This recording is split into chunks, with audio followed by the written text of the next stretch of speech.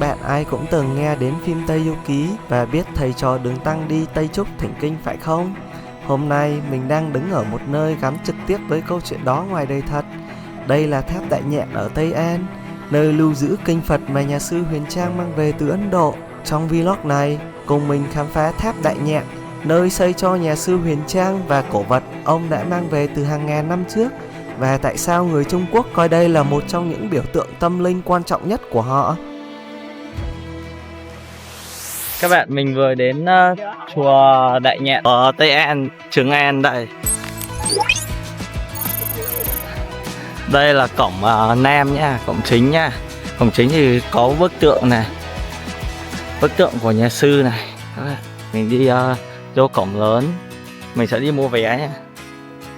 Mình không biết là giá vé như thế nào, mà mình sẽ đi mua vé. Hôm nay trời không nắng như mày, nó nóng các bạn. Nó bị ánh nắng mặt trời bị mây che ấy, nhưng mà rất là nóng, rất là hầm. Đây mình sẽ đi mua vé để mình vô. Phòng bán vé ở bên kia. Đây là cổng vô. Kia là phòng bán vé nha. Có một cái shopping mall nữa này.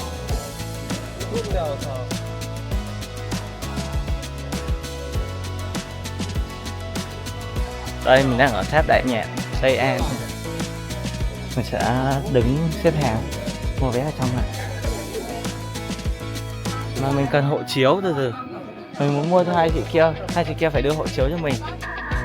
Đây các bạn, mới mua vé xong, bây giờ đi vô chùa Đại Nhện này.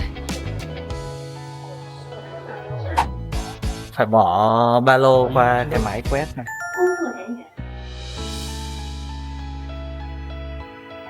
Đấy, quét xong rồi đi ra qua khỏi cổng chính.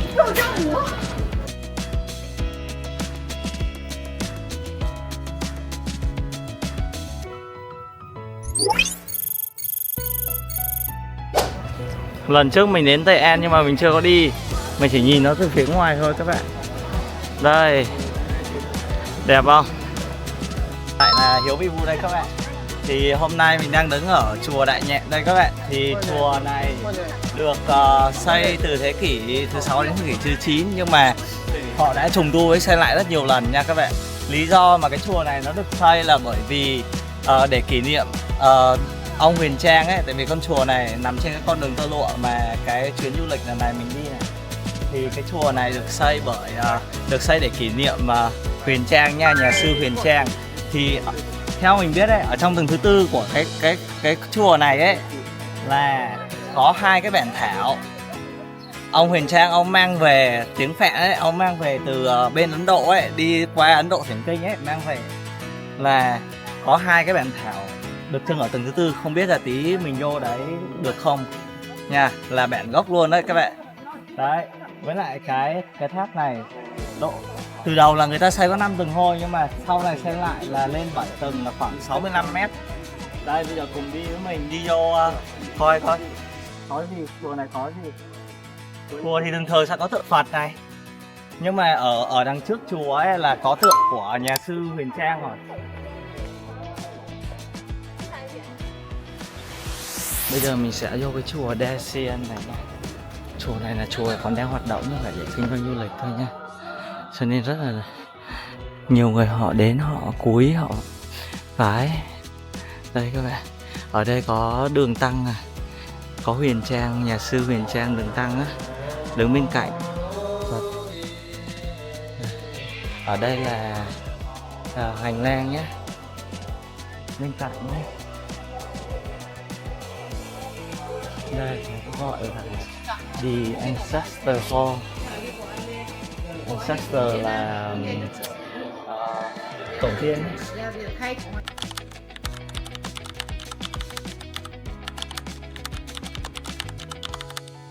Chỗ để ấy thôi, để ngồi tụng kinh thôi các bạn.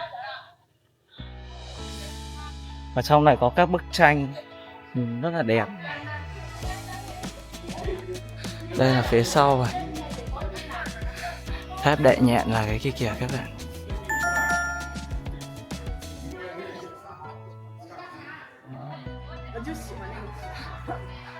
Đây. Đây lại là một bức tượng ở trong nữa các bạn. Đẹp quá. Đây, bức tượng. Ở trong này mình thấy chính là bức tượng Phật Thích Ca Mâu Ni nhé các bạn. Bức tượng được đúc bằng đồng, mạ vàng rất là lớn, rất là đẹp và tỏa ánh vàng từ trong ra ngoài luôn nhé. Vô đây có thể phải mua vé thêm nhé. Đây là Joseph coi cái kinh tiếng Phạn của Đường Tăng. Joseph là 25 tệ sao? Lúc nãy mình ở ngoài cổng mình trả 30 tệ rồi nhá. Ở đây họ có khuôn viên rất là đẹp. Giờ mình sẽ Joseph đại nhạc. Bây giờ thì mình sẽ phải xếp hàng ở chỗ này nhé các bạn. Ở đây là Ticket Office, phòng bán vé. Và đây chính là vé để vô tháp đại nhạn 25 tệ này các bạn. Đó. Giờ mình vô tháp đại nhạn ở Tây An nha. Ôi góc này đẹp quá này.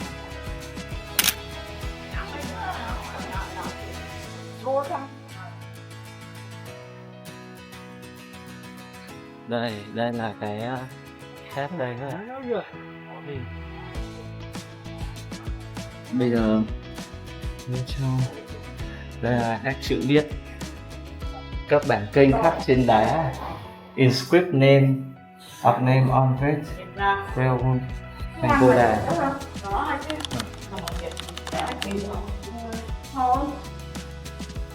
Nói chung là nó cũng xây lại nhiều rồi các bạn. Đây từ thời nhà Đường nhá. Trên đây ghi là chùa Đại Nhạn xây vào năm 1652 nhé các bạn, để lưu giữ kinh Phật và xá lợi do Hòa thượng Huyền Trang mang từ Ấn Độ về nhé, qua con đường tơ lụa. Và tháp này cao khoảng 64,7 mét, là minh chứng tiêu biểu cho sự kết hợp kiến trúc của Trung Hoa và Phật giáo Ấn Độ nhé các bạn. Đây hình này chính là kiến trúc Stupa của Ấn Độ đây các bạn. Nó là kiến trúc hình bát úp nhé các bạn. Chùa này có kiến trúc như vậy. Đây. Bây giờ phải leo cầu thang lên nhé.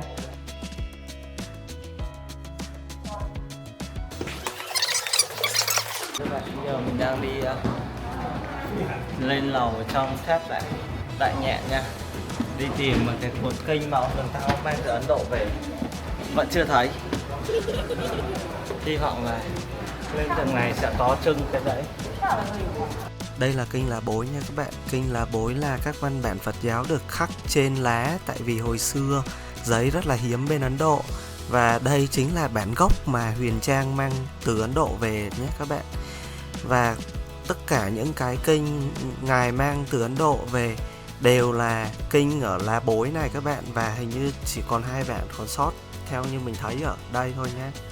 Và những cái quyển sách kia là được chép lại từ cái Lá Bối khi mà Huyền Trang mang về nhé các bạn. Mình đang lên tầng tiếp theo, có gì không? Ngoài 2 cái bản gốc đấy. Ở đây thì mình thấy có bảo tháp xá lợi nhé các bạn. Đây chính là cái hiện vật linh thiêng gắn liền với lịch sử của tháp Đại Nhạn. Người ta để trong lồng kính và mình thấy có một viên pha lê màu tím ở trong này. Có thể là được làm bằng vàng hoặc đồng nhé các bạn. Khi nãy thì mình đã vào hướng cổng chính. Bây giờ cùng mình đi ra khu phía sau của tháp xem có gì hay để khám phá không nhé. Đây chính là khuôn viên phía sau tháp Đại Nhạn nhé các bạn. Những cái tòa nhà hai bên mình đoán là nơi mà các nhà sư ở các bạn. Bây giờ cùng mình đi vào khu Tháp Lâm nhé các bạn. Đây chính là nơi an nghỉ của các vị cao tăng từng trụ trì tại chùa Đại Từ Ân nhé. Theo mình biết thì những cái ngọn tháp này là mộ phần của những vị cao tăng đắc đạo ở chùa Đại Từ Ân qua các thời kỳ, từ thời Đường, thời Minh đến thời Thanh nhé các bạn. Và ở khuôn viên này được chăm sóc rất là kỹ và sạch sẽ nhé các bạn. Bây giờ cùng mình đi vô trong đây các bạn. Kia là hàng chia rất là đẹp nhé. Ở trong này thì cũng từng bị tàn phá nhé các bạn, nhưng mà vẫn còn những cái tháp nguyên vẹn này. Và có cái tháp đóng kính luôn này. Mình nghĩ là cái tháp này được bảo tồn tốt cho nên họ đóng kính. Đây chính là bức tượng đài sen bằng đá nhé các bạn. Tượng Phật A Di Đà đây. Còn ở đây thì mình thấy có những cái bia đá lồng kính nha các bạn. Thì đây chính là những cái tấm bia đá ghi lại tiểu sử công đức của các vị cao tăng ở đây. Ở đây còn rất nhiều các cái tháp đá khác nha các bạn. Đây ai biết đọc thì có thể dịch cho mình nhé. Đây chính là Bát Nhã Đường nha các bạn. Bát Nhã trong tiếng Phạn nghĩa là trí tuệ. Đây là nơi giảng kinh và nghiên cứu Phật Pháp. Và đây chính là cái theo mình biết đây là bảng giới thiệu các dịch giả kinh Phật nổi tiếng. Thì theo như mình dịch được là có 4 dịch giả vĩ đại nhất của Phật giáo Trung Quốc là Huyền Trang, Chân Đế, Nghĩa Tịnh và Cưu Ma La Thập nhá. Ở kia thì mình thấy người ta xếp hàng rất là đông để ngắm cái bức phù điêu bằng gỗ kia, chính là cảnh Huyền Trang dịch kinh nhé các bạn. Bức phù điêu này thì mình thấy được khắc rất là chi tiết, rất là đẹp mắt nha. Và kia thì mình thấy nhà sư Huyền Trang ngồi ở giữa nha các bạn. Đây chính là những bộ sách mà có thể là nhà sư Huyền Trang đã dịch ra thành kinh đây các bạn. Bây giờ cùng mình đi xem một chút góc quay ở khuôn viên chùa Đại Từ Ân nhé. Đây chính là nối sau của tháp. Bây giờ thì mình đói lắm rồi cho nên mình sẽ đi ăn trưa nhé các bạn. Thì bây giờ mình sẽ phải đi qua cái khu vực này để mình xem có đồ ăn không. Nhưng mà có vẻ là ở đây rất là vắng người luôn các bạn. Cửa hàng ở đây người ta không có nhộn, người ta không kinh doanh gì hết ấy. Chắc là buổi tối họ mới mở nhé. Thì khuôn viên này cũng có rất là nhiều người đi bộ đây, nhưng mà mình cảm giác là chẳng có buôn bán gì ở khu vực này cả. Ở đây có một cái cổng rất là lớn này các bạn. Cái cổng này có vẻ là dắt mình đi vô một cái khu hội chợ đêm các bạn. Mình thấy ở trong có rất nhiều đèn nhá.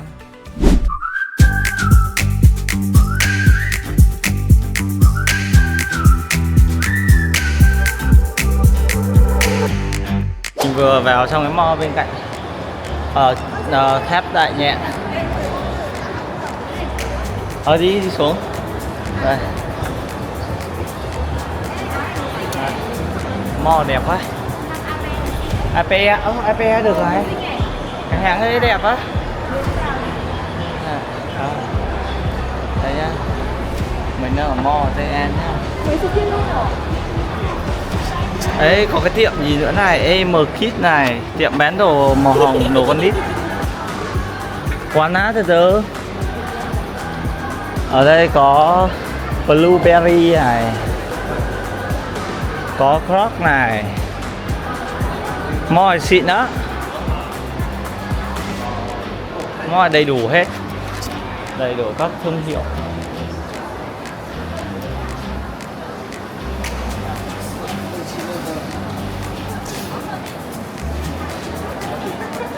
Ôi, Woodbury,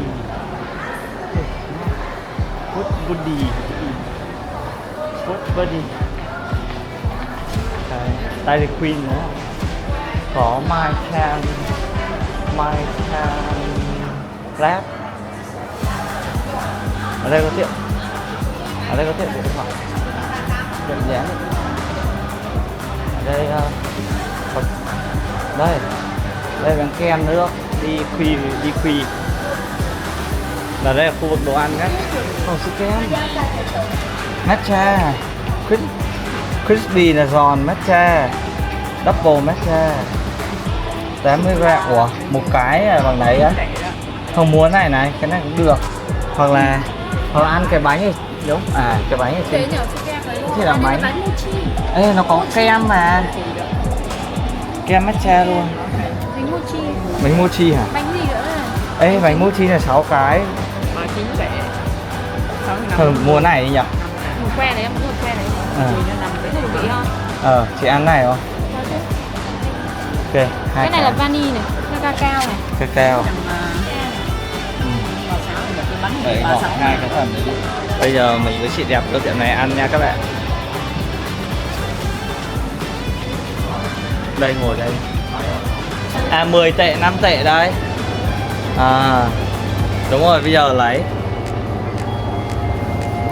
Đúng rồi đấy. Không nghĩ là đúng rồi đấy. Bỏ vô cái này. Ăn gì? Cái này là cái gì nhá? 6 tệ. Cái là nhìn xong rồi lấy bên chiên đấy.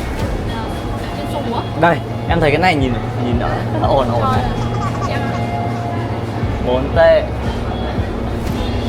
Cái này 10 tệ là cái này cay không?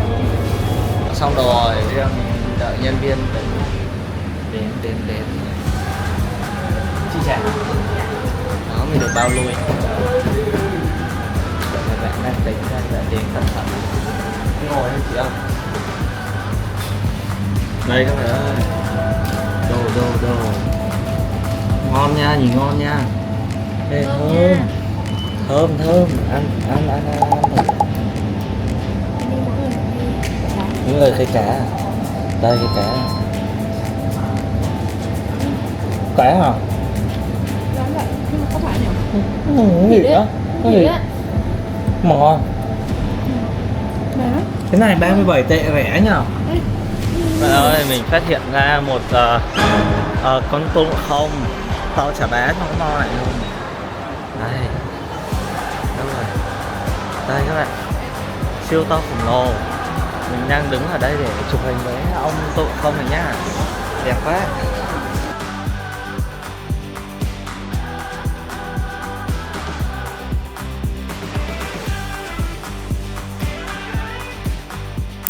Bây giờ là buổi tối, cùng mình đi dạo ở khu đại đường Bất Dạ Thành ở Tây An nhé các bạn. Mình vừa đến khu đại đường Bất Dạ Thành ở Tây An để mình quay cho các bạn xem nha. Đây chính là phố đi bộ sáng nhất và nhộn nhịp nhất Tây An nhé các bạn. Và các bạn có thể tra cái tháp Đại Nhạn để mà ra đấy thì các bạn sẽ thấy cái phố đi bộ rực đèn luôn. Ở đây có rất nhiều đồ ăn vặt, nhưng mà đợt này mình đi không có đông bằng đợt trước. Có thứ này thì bán quạt này. Quạt bằng cách nhúng xuống. Đây chính là khung cảnh khi mà phố lên đèn nhé các bạn. Rất là đẹp, rất là lộng lẫy. Và các bạn để ý ở trên cây có những cái lồng đèn đỏ, nó gọi là hồng đăng lung nhá. Và cái hồng đăng lung này được treo lên để mà tạo cái sự cảm giác ấm áp và đoàn viên, nhìn nó cũng cổ trang nữa. Và bây giờ mình đang đợi qua đường ở cái khu vực này thì rất là đông người nhé các bạn.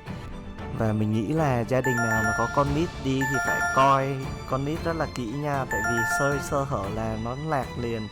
Và ở đây chính là một cái rạp hát, một cái chỗ để mà chiếu show đại đường hay sao các bạn. Và cái tòa này nổi bật thật nha các bạn. Đây chính là cái khu vực mình cứ đi dọc thôi, mình không rõ là những cái tòa này nhiều lắm. Nói chung là mấy km đấy, đi không hết đâu. Và ở đây thì mình có thấy tượng đài lịch sử nhá. Đây chính là tượng đài Đường Thái Tông Lý Thế Dân các bạn. Và mình nghĩ là họ dựng tượng đài ở đây để kể lại câu chuyện hào hùng của Lý Thế Dân nhé các bạn. Mình thấy là hình như có các binh lính cầm cờ này, có cả người đang đánh trống rất là sống động. Theo mình biết, Lý Thế Dân còn gọi là Đường Thái Tông mà là vị vua thứ hai của triều đại nhà Đường nhé các bạn. Đây chính là tượng ông đang cưỡi ngựa đi vi hành nhé các bạn. Và ông chính là một trong những vị vua vĩ đại nhất trong lịch sử Trung Quốc cổ đại nhé các bạn. Nếu mà các bạn có xem phim Tùy Đường Diễn Nghĩa hay là Đại Đường Vinh Diệu hoặc là phim Địch Nhân Kiệt ấy thì sẽ biết về vị vua Lý Thế Dân này nhá. Và mình thấy được là Trung Quốc họ đang cố gắng tái hiện lại cái sự hưng thịnh của thời Đường qua cái con phố này các bạn. Họ phục dựng từ đèn ánh sáng, rồi những cái bức tượng đài này rất là hoành tráng, rất là đẹp. Cái khu vực này thì ai đi du lịch cũng nên ghé đến một lần để mà đi dạo và xem những cái tác phẩm này nhá. Mình thấy khu phố này trang trí rất là đẹp nha. Và ở đây có bến chè này các bạn, chè thập cẩm hay sao đấy, có những cái hạt trân châu. Mình thích chè ở Trung Quốc này, cho trân châu nhá. Còn ở đây là có rượu hay sao đấy. Đây mình đang kêu mấy chị mua chè không nhé. Mình thấy chè đậu đỏ hay gì kìa. Ở đây có cả mấy cái xiên bẩn, xiên que này, đậu hũ xiên. Ở đây có cả nước. Ở đây là chuyên đồ ăn vặt luôn các bạn. Đây lại là một cái bánh cuộn. Bánh cuộn thịt ở trong ngon lắm nha, nhìn ngon nha. Mình từng ăn cái bánh cuộn này ở khu khác rồi. Mà hôm nay thì mình đang tìm một cái đồ ăn gì đó nó nhẹ thôi. Ở đây có cả mực, cả đậu hũ thối này các bạn. Đó. Mình quay một vòng khu này cho các bạn xem coi có đồ ăn gì, thì sau này các bạn đi các bạn có thể đến khu vực này để ăn nhé. Bây giờ mình đang dụ chị mình ăn cuộn ở khóc kia, kiểu như là hai chị em mua ăn thử coi như thế nào. Mà chị kêu dầu mỡ quá các bạn. Bây giờ mình đi tiếp, mình đổi ý rồi, mình không mua đồ ở đây các bạn. Các bạn, ở đây ấy, nó có cái trò chơi hét lên là cái nước nó sẽ cao lên này. Hét lên là cái nước nó sẽ hét lên là cái nước nó sẽ cao lên. Đó. Cái nước này nó dựa vào giọng. Giọng ai hét càng to thì nó càng cao. Nhưng nếu không hát thì thôi là nó Đó. Nhưng mà cái kia lúc nào nó cũng cao vậy.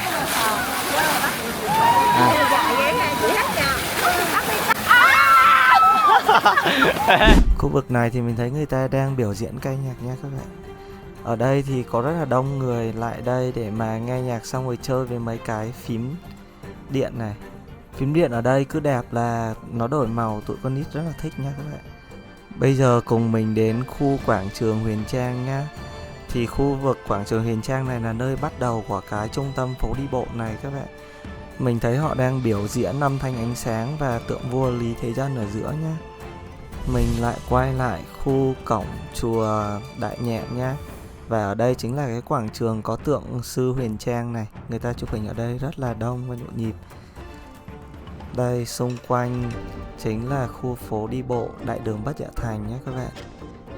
Nó giống như là điểm xuất phát, điểm đầu của khu Đại đường Bất Dạ Thành luôn. Đó, ở đây người ta mặc đồ cổ trang ra đây chụp hình đêm rất là đẹp, cho nên ai mà có kế hoạch chụp hình buổi tối thì có thể ra cái khu này để chụp hình. Ở đây thì mình đang đi ra một cái bức tường, mình thấy các tỷ tỷ đang thuê người chụp ở đây các bạn. Đó, có cả ánh trăng nữa. Đúng là Trung Quốc luôn, rất là nghệ thuật. Đây, rất là đầu tư luôn. Ở đây là người ta hình như mấy anh này là dân chuyên nghiệp rồi, có chụp hình lấy phí cho nên họ set up hết những cái này.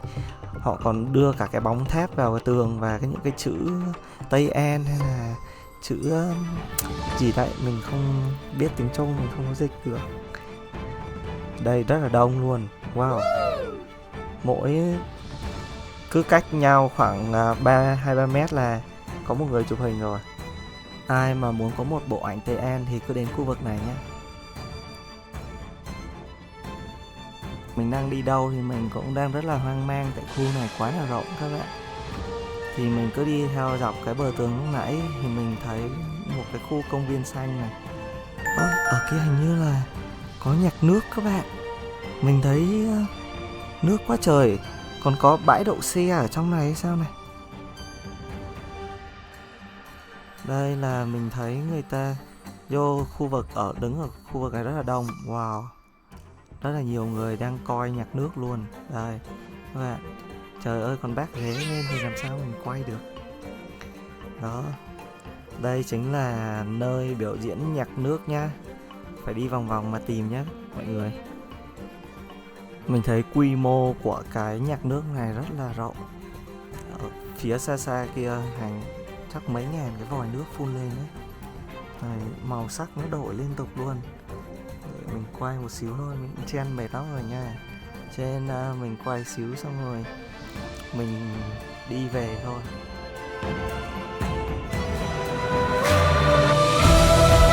Đại Điện塔